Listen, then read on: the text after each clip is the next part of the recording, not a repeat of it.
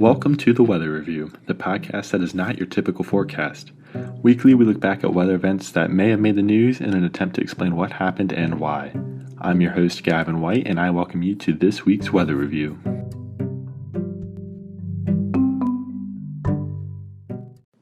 Derecho is not a word that you hear very often, and for good reason, as you certainly never want to hear your local meteorologist mention that word when talking about your area. Derechos are incredibly powerful storm systems known for very strong wind gusts and widespread damage, and one just took place this last week. On Thursday, June 29th, a derecho formed and traveled 600 miles from Kansas all the way to the Kentucky-Tennessee border. Wind gusts of 100 miles per hour were reported in Illinois, and the storm system left over 300,000 customers without power. This is just the second derecho of 2023. It's a very, very rare storm system that we do not see very often. But what exactly is a derecho? According to the National Weather Service's definition for it, a derecho is a widespread, long-lived windstorm that is associated with a band of rapidly moving showers or thunderstorms. A storm system is classified as a derecho when a swath of wind damage extends 240 plus miles with gusts of 58 miles per hour or greater along the majority of the line. At that point, a storm system is classified as a derecho. And that is what we saw last week across the Midwest is where that took place. Again, traveled 600 miles, wind gusts of 100 miles per hour were reported. Hundreds of thousands of customers without power, extensive, widespread wind-related damage. Holy smokes. This is not something you see very often, which is why it made news last week. But what exactly led to this derecho, and what leads to derechos to begin with? How does a storm system develop into this? Is this something that happens common? No. So if it doesn't happen common, why does it happen? When does it happen? Where does it happen? That's what we're going to try and answer today. So looking at this particular example, Thursday, June 29th, the Midwestern derecho. It began as a tornado-warned supercell in Nebraska on Wednesday evening. So it was a rather strong rotating thunderstorm. It was tornado-warned. It was a confirmed tornado in Nebraska. It began traveling east, just barely touching the jet stream as it went along. Now the jet stream, think of it as a superhighway of wind that shifts and molds to the boundaries between hot and cold air. It's there to circulate the air at high volumes, its movement and influence to weather on the surface. Right, so storm systems down on the surface are a lot slower moving compared to up in the jet stream. The jet stream just moves faster. That's what it's designed to do. So these storms, eventually, it grew to the point where it was able to tap into the momentum within the jet stream and was able to mix it down onto the surface in the form of damaging wind gusts.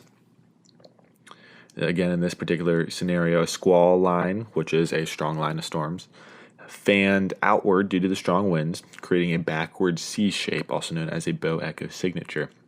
From there, it began producing hurricane-force winds and rapidly accelerated eastward.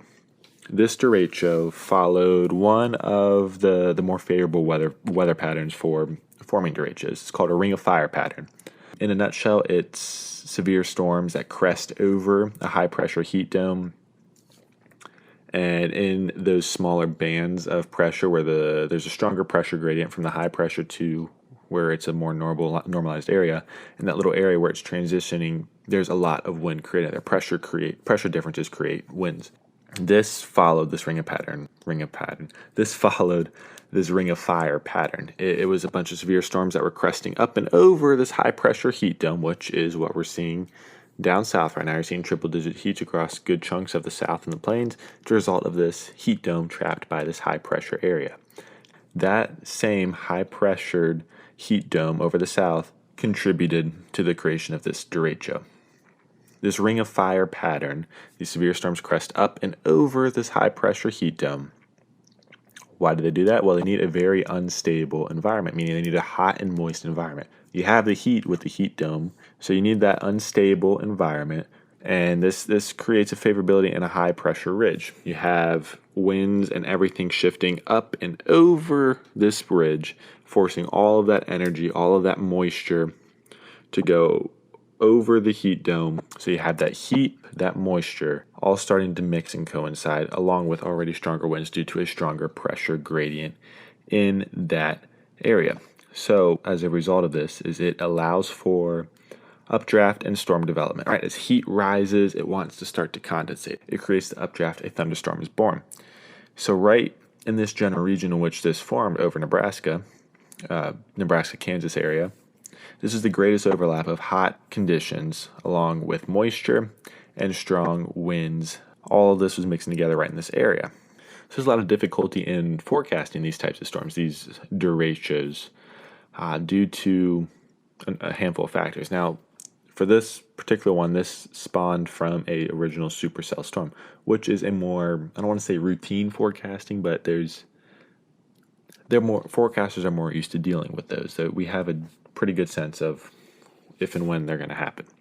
That is supercells, and this is a tornado warned supercell, so they were already keeping an eye on it to begin with.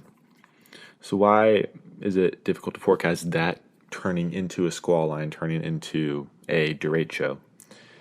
Well, there's the best overlap of the needed conditions, being unstable environment, strong winds aloft, and just kind of hot conditions already. The best overlap of those conditions is in what they call a capped atmosphere, which is when there's a thin layer of relatively warmer air at some point at a certain altitude in the atmosphere. It prevents continuous upward vertical motion in general. So that warm air that's rising in the updraft, it stops. It just goes splat and it starts to fan out. So that prevents that upward vertical motion, which you need for a thunderstorm updraft to develop. And if you're preventing that, you don't really necessarily have a thunderstorm. However, all you need is a subtle disturbance in the mid to low atmosphere for those storms to be able to break through this cap in the atmosphere and begin to rapidly develop. So this, you can think of it as it's building. It's putting a lot of, you can think of it as a gas tank explosion, right? In a gas tank, there's a lot of fumes from the gas. When it gets hot, there's a lot of fumes. Those fumes are rising, but they're still contained because they can't break out of the barrier of the gas tank. Thus is the same with this, with the updraft. The updraft is stopped when it reaches the cap in the atmosphere. It can't go further. Thunderstorm isn't developing. However, the ingredients are there. All you need is a spark to light those vapor fumes in a gas can on fire, and it'll explode up. Same is true in this. All you need is a very mild disturbance to occur. All of a sudden, it can break through that cap in the atmosphere. Updraft will begin, and a thunderstorm will develop. And from here on out, atmospheric thermodynamics takes over. Right, a new thunderstorm from the subtle disturbance will form, and the rain-cooled downdraft will rush eastward. Right, this is the general atmospheric flow in the North America. Storms move from the west to the east. So as the rain is falling and the air that was up in the thunderstorm is falling down, it's cooler air, it's falling. It's in general, it's traveling eastward, moving the storm that way.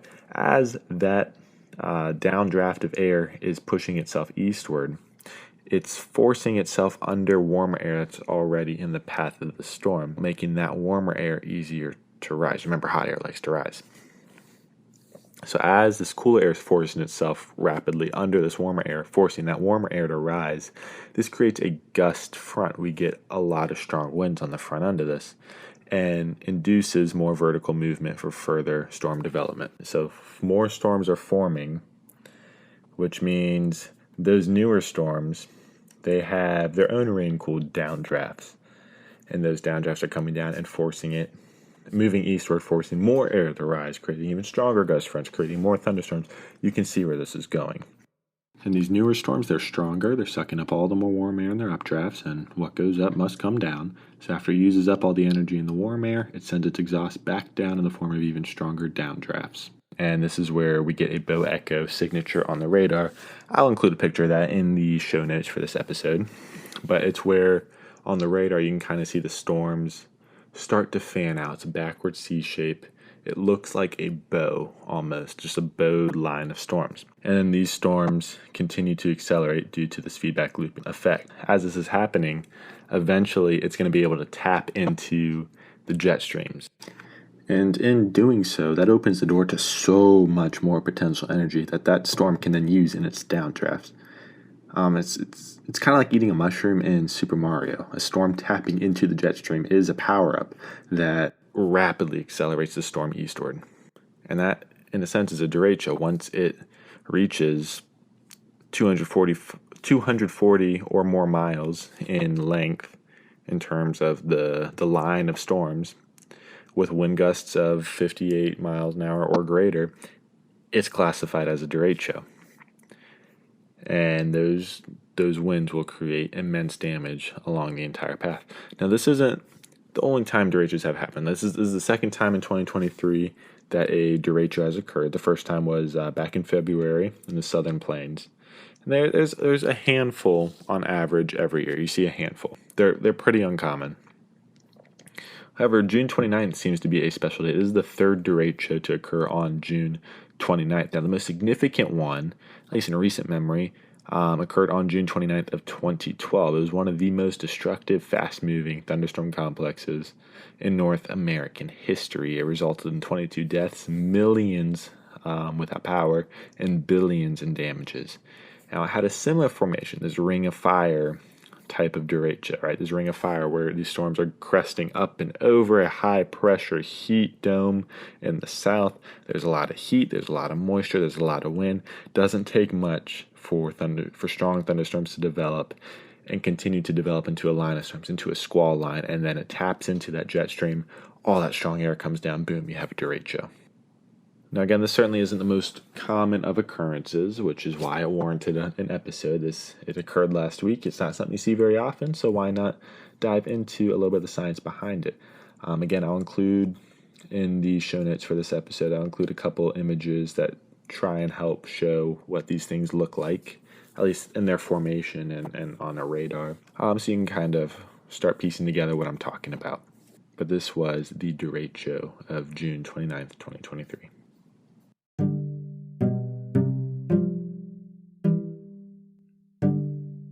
Thanks for listening to this week's episode. If you enjoyed the content or commentary, please consider leaving a rating so others can also find this podcast. Enjoy your week and keep your eyes on the skies.